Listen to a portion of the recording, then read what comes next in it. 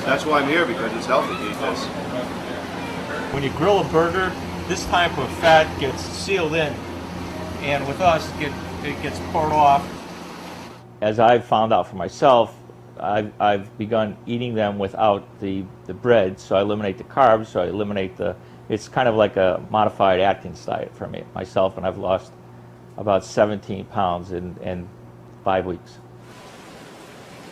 I know some places try to use frozen beef. We get our beef fresh 4 days a week, 4 out of 6 days a week. I pick it up because I only pick up enough for the quantity I need for a day and a half or 2 days at the max. We have it ground special so that our burgers tend to be more like flaky. If you use too fine a grind, your hamburger will be very like compact and like a little brick. The steamed cheeseburger gets a bad reputation because a lot of people overcook them. They don't understand the cooking process. They use the wrong cheese. I mean, this cheese is a secret. I don't know what kind of cheese he uses, but it's excellent. It's a cheddar cheese. That's as far as I'll go with the specifics of the cheese. Just people buy the wrong stuff, or they try to cut corners. We've heard of one guy that used orange American cheese slices on a steamed cheeseburger. I mean, it's kind of insulting to a 44-year-old tradition. Yeah.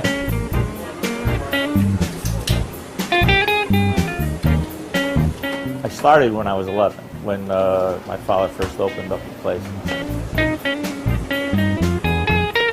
My dad started it, and I took over on my 21st birthday, which was several years ago. Ted passed away a number of years ago. I took over in 1972.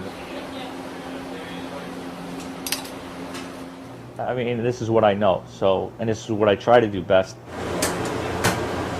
It's truly my belief that if you sell one product and you do it well, you're better off than selling 7 different kinds of chicken salad sandwiches. Within probably a 25-mile radius of here, there are about 6 or 7 places that serve steamed cheeseburgers. However, we're the only place that sells 10 hot dogs a week and 800 cheeseburgers. Lettuce, tomato. I helped the guy who later patented a model called the Burger and Tender. And he would come in, Dale Greenbacker would come in on a bi-monthly basis and ask me about, try this out, try this out.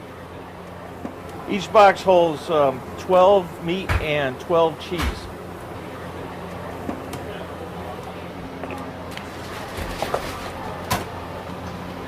To my knowledge, it was started at Jack's Lunch in Middletown about 70 or 80 years ago.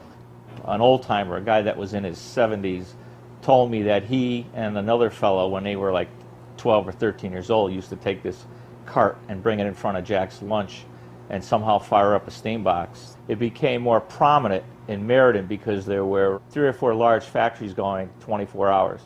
Meriden Rolling Mills, New Departure, and International Silver Company had 3 shifts, so we used to be open until 4 a.m. A lot of these factory workers would just come in here later and later, 4 a.m. and 90% of them were very inebriated, and it made for interesting, customer relations. They'd come in and there'd be fights in here, and I'd be dragging people out, and over the years, as the factories in Meriden disappeared, I just started closing earlier and earlier, and then realized that I had to open for lunch in order to make a living. Tomato and onion, and lettuce, tomato and onion. A couple of weeks ago, a kid was in here with like 7 people on a Tuesday, and his father told me that this was his birthday wish, that he wanted to come from Massachusetts to Ted's to eat cheeseburgers. So that was pretty cool. Every one of them we try to make perfect. I mean, I can't understand why somebody would wait outside to get in line to come in and do. But I mean, but they do. And to all those people, thank you.